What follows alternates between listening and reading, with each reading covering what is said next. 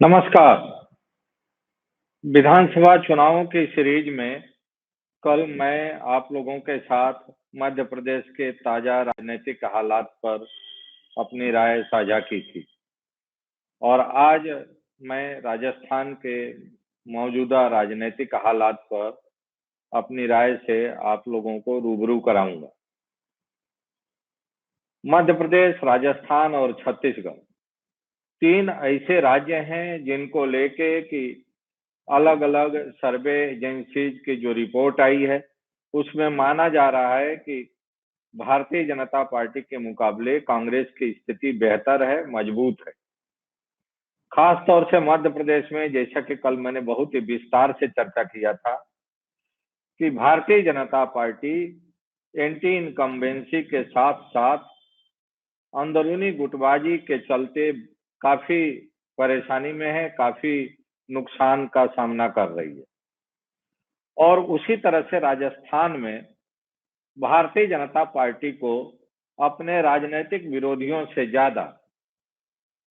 अपनी पार्टी के अंदर की गुटबाजी का ही सामना करना पड़ रहा है।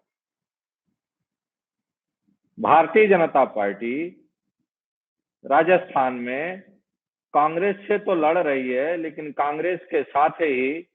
अपने दल के सबसे कद्दावर नेता, जो पिछले 20 साल से जिनके हाथ में राजस्थान में भारतीय जनता पार्टी की कमान रही है, डायरेक्टली इनडायरेक्टली, आज उन्हीं की नाराजगी से जूझ रही है। पार्टी आलाकमान की कोशिश है कि वसुंधरा राजे सिंधिया को अलग थलग रखते हुए इस बार राजस्थान में चुनाव लड़ा जाए और कांग्रेस को सत्ता से बेदखल किया जाए। वहीं दूसरी तरफ वसुंधरा राजे सिंधिया, जो राजस्थान की 2 बार मुख्यमंत्री रही हैं, पार्टी की कद्दावर नेता हैं, बीजेपी के संस्थापक नेताओं अटल बिहारी वाजपेयी, लाल कृष्ण आडवाणी, राजमाता विजय राजे सिंधिया इनका काफी करीबी रही हैं, राजमाता विजय राजे सिंधिया की पुत्री हैं। उनका ये तर्क है कि पार्टी को उन्होंने राजस्थान में इस्टेब्लिश किया है, पार्टी को मजबूत किया है, पार्टी को अपने मेहनत से सींचा है, आगे बढ़ाया है, तो राजस्थान छोड़ के वो किसी भी कीमत पर बाहर जाने को तैयार नहीं। पिछले दिनों जब भारतीय जनता पार्टी की राष्ट्रीय कार्यकारिणी का गठन हुआ था, उस समय वसुंधरा राजे सिंधिया को नेशनल कमेटी में रखा गया और इसके पीछे मकसद यही था कि उनको राजस्थान की राजनीति से अलग कर दिया जाए। लेकिन वसुंधरा राजे भारतीय जनता पार्टी के आलाकमान के इस फैसले को मानने को तैयार नहीं।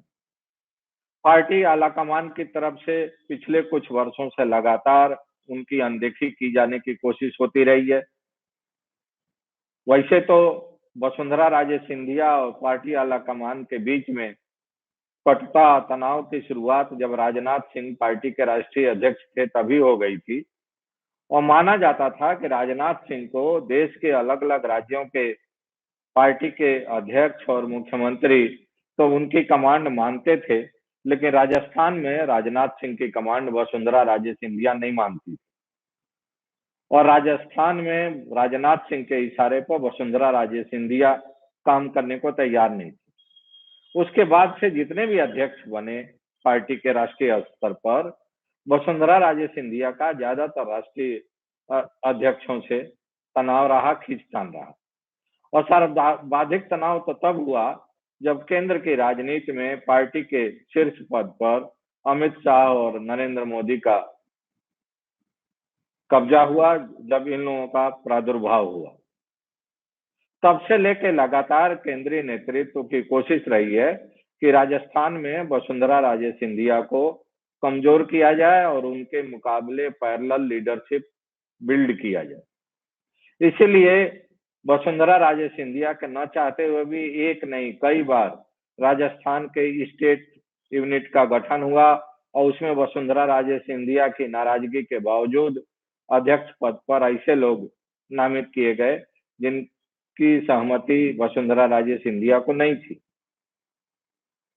बावजूद इसके वसुंधरा राजे सिंधिया राजस्थान की राजनीति में अपना रेलिवेंस बनाए हुए हैं और माना जाता है कि अगर महारानी राजस्थान में बीजेपी की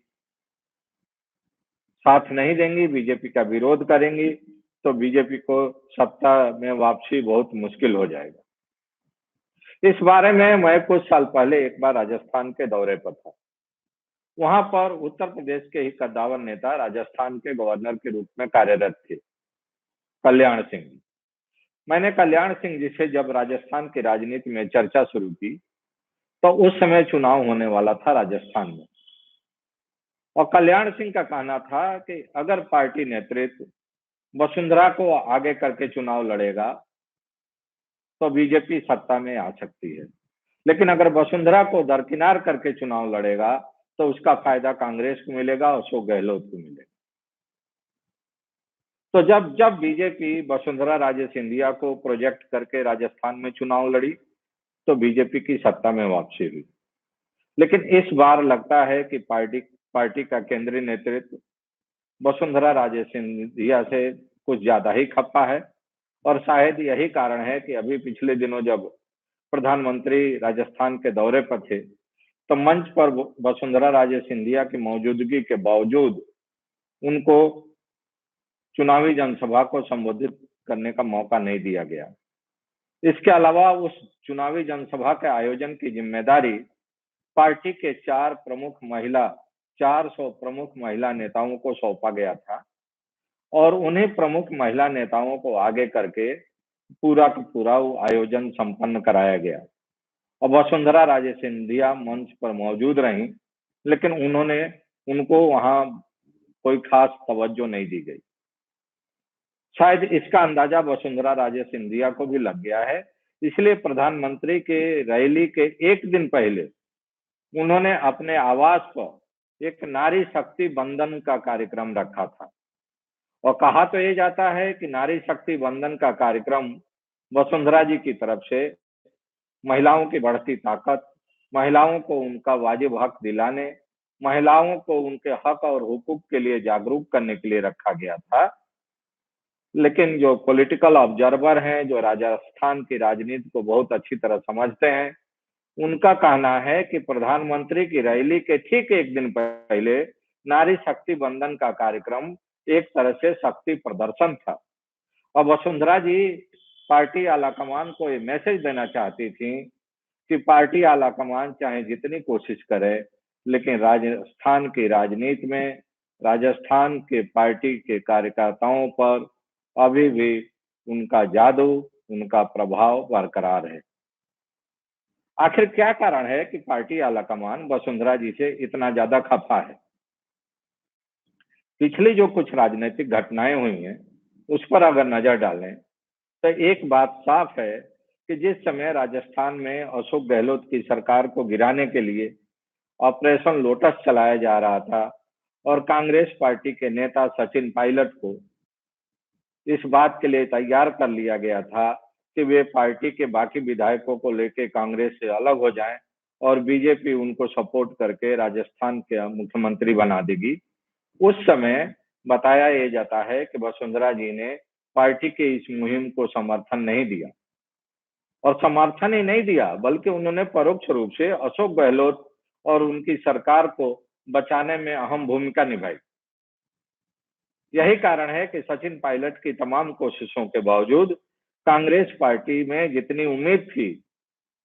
टूट की, विभाजन की, उतना विभाजन नहीं हो पाया, और अंत में अशोक गहलोत की शर्तों पर सचिन पायलट को, कांग्रेस पार्टी के शीर्ष नेतृत्व की शर्तों पर सचिन पायलट को कांग्रेस में ही बने रहना पड़ा और कांग्रेस में वापसी करनी पड़ी। इस बात को लेके भारतीय जनता पार्टी के शीर्ष नेतृत्व की काफी फजियत भी हुई थी राजस्थान की राजनीति को लेकर, और कहा गया कि ऑपरेशन लोटस पूरी तरह फेल हो गया। तो इस ऑपरेशन लोटस की विफलता के लिए पार्टी का शीर्ष नेतृत्व अशोक गहलोत से ज्यादा वसुंधरा जी को जिम्मेदार मानता है। दूसरा ये भी सर्वविदित है कि राजस्थान की राजनीति में अशोक गहलोत और वसुंधरा जी दोनों के बीच में आपस में बहुत अच्छी अंडरस्टैंडिंग है, बहुत अच्छे रिश्ते हैं, और राजनीतिक तौर पर दोनों एक दूसरे की मदद करते रहे। बताया जाता है कि पिछले लोकसभा के चुनाव में वसुंधरा जी के बेटे के मुकाबले अशोक गहलोत ने कांग्रेस पार्टी की तरफ से एक डमी कैंडिडेट मैदान में उतरवा दिया था, जिससे कि वसुंधरा जी के बेटे की जीत आसानी से सुनिश्चित हो सके। और बदले में अशोक गहलोत के बेटे के मुकाबले भी वसुंधरा जी की कोशिश थी कि पार्टी की तरफ से कोई एक डमी प्रत्याशी लड़ाया जाए, लेकिन इस बात में वसुंधरा जी कामयाब नहीं हो पाई और पार्टी ने जिस कद्दावर प्रत्याशी को उतार दिया, उसने वसुंधरा जी के तमाम अंदरूनी कोशिशों के बावजूद अशोक गहलोत के बेटे को लोकसभा के चुनाव में शिकस्त दे दी। लेकिन एक मामले में वसुंधरा जी जरूर कामयाब हो गई कि अशोक गहलोत के कहने पर राजस्थान में सचिन पायलट के मुकाबले बीजेपी की तरफ से एक ऐसे प्रत्याशी को उतार दिया गया जो कि सचिन पायलट के लिए बहुत ज्यादा मुसीबत पैदा करने में सक्षम रहा। ये अलग बात रही कि सचिन पायलट चुनाव जीत गए, लेकिन उनको बहुत कट्टर मुकाबला करना पड़ा था। तो ये कुछ ऐसी बातें हैं जो कि पॉलिटिकल सर्किल में हमेशा से चर्चा का विषय रही हैं। ये कुछ ऐसी बातें हैं जिसके आधार पर कहा जाता है कि वसुंधरा जी और अशोक गहलोत के बीच में एक बहुत अच्छी पॉलिटिकल अंडरस्टैंडिंग है, और शायद यही कारण है कि जब सचिन पायलट पिछले दिनों